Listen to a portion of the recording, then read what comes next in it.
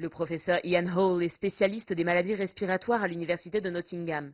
Alors qu'il était doyen de la faculté de médecine, il avait développé les liens avec le campus de Ningbo. Nous avons établi des liens avec le premier hôpital de Ningbo, le deuxième hôpital de Ningbo et aussi le CDC, le Centre de contrôle des maladies à Ningbo. Et cela a conduit ces dernières années à la création de l'initiative Nottingham China Health. Il s'agit d'un effort de collaboration mutuelle. Nous avons tous eu l'occasion d'apprendre les uns des autres. Cette collaboration se montre particulièrement utile face à l'épidémie de Covid-19. À un stade très précoce de l'épidémie, avant que nous ayons eu aucun cas au Royaume-Uni, nous avons eu des discussions avec les collègues du service respiratoire du premier hôpital de Ningbo, à la fois localement et pour aider à planifier nos services ici à Nottingham, mais j'ai également organisé des discussions au niveau national pour aider à planifier la façon dont nous gérons cette épidémie. Au Royaume-Uni, l'université de Nottingham joue un rôle crucial dans la lutte contre le Covid-19.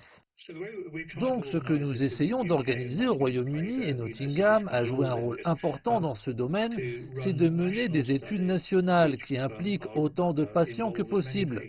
Et la façon dont nous l'avons fait, c'est qu'il existe un protocole standard qui est appliqué dans plusieurs centres au Royaume-Uni, qui implique de traiter les personnes avec différents médicaments et idéalement, cela se fait à l'aveugle afin que les médecins ne sachent pas ou que les patients ne sachent pas quel traitement ils reçoivent. Puis nous analysons les données sur l'ensemble du pays. Alors qu'un de ses étudiants en doctorat, Bill, travaillait en Chine à l'hôpital de Ningbo, le professeur a eu l'idée d'organiser des vidéoconférences entre les hôpitaux de Nottingham et de Ningbo.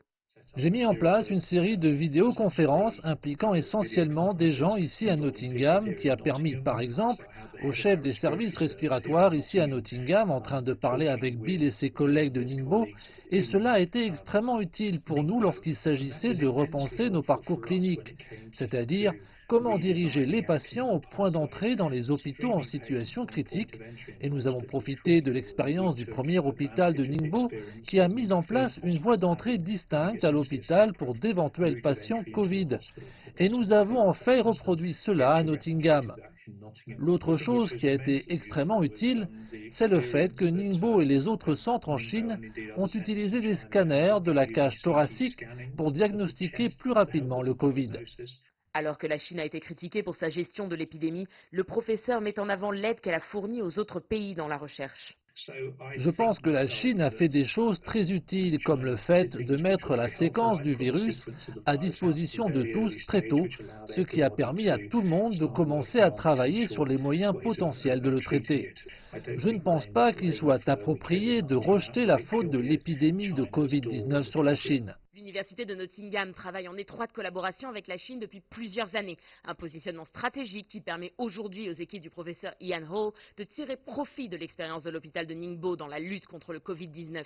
Cet échange d'expériences fructueux et dynamique pose les bases d'une nouvelle communauté scientifique unie dans la lutte contre les supervirus qui pourra potentiellement, à plus long terme, travailler étroitement sur d'autres problématiques globales. Floriane Virgile, Nottingham, CGTN.